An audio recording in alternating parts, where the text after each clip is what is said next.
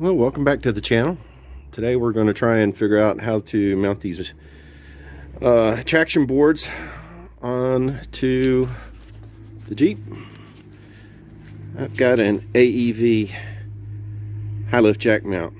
I'm going to try and retrofit and see if I can make these things fit in between the spare tire and the jack. So right now they're a little too wide. So I'm probably going to have to modify this and move this bracket and maybe put a hole over here and see what that does for it.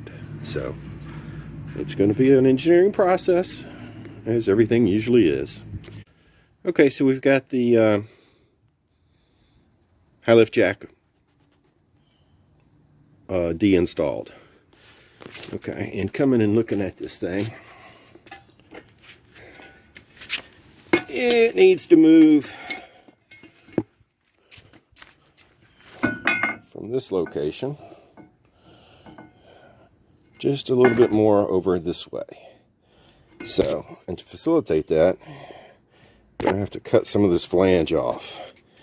Not a lot, just a little bit, and see if I can get it to line up where I want it to be.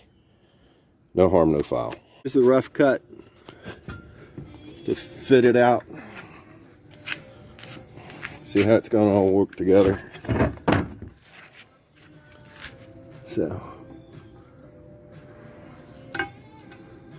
whew, hot.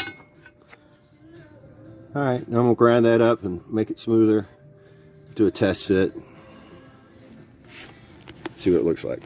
Okay, so the test fit looked okay.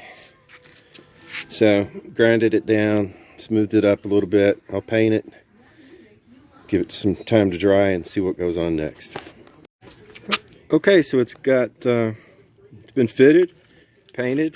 It's 3 coats of paint. It looks like it's going to work. I needed about a 4.5 inch gap there. So if you do a before and after, you can see I've pretty much got that angle the same as the original. I'm just moving it over. All right, now that it's dry, I'll do another test fit and see how it bolts on. Now we're going to mount these up, and it just goes in here like that. Push that back that way. Now you can use this 3-inch bolt a couple different ways. What I'm going to do, I'm going to put it in from this side, okay, all the way through. And all I have to do is line that puppy up right there, like that. Get my base plate, put that on there. A couple of lock washers. Alright, so this stuff's been painted, so it may be a little hard to thread. Bear with me while I get it started.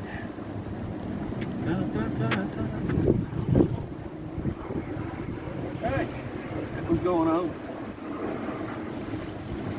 And the lock washers, of course, so it doesn't try and spin off on its own sometimes. Get this one up in here.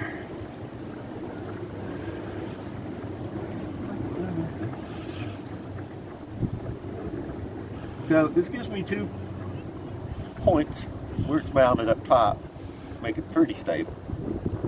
It's not going to be done now until we get this other piece in.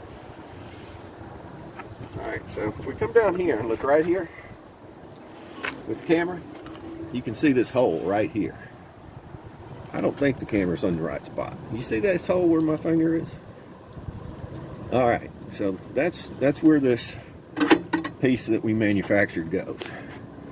So we're going to slide that in there like that and position this in, push that back. Alright, I'm going to step in front of the camera. We'll come on this side. And if the camera comes over here, this is where that threaded rod would be. You can see it pops in right there.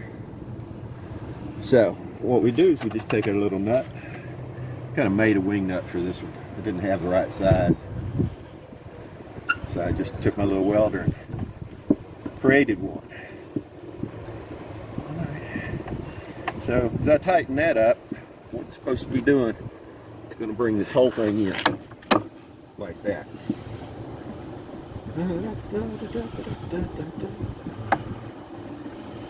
Okay, get it a little bit tight here.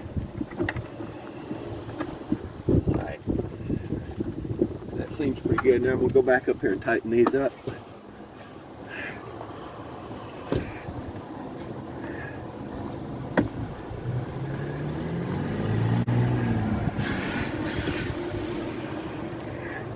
Okay, and as you can see, now they're on there and they're pretty sturdy.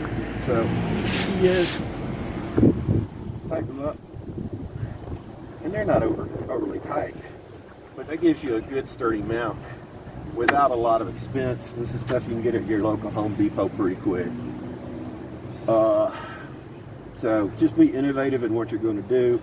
First part of the video you saw how I modified the mount to give me the space to work right here.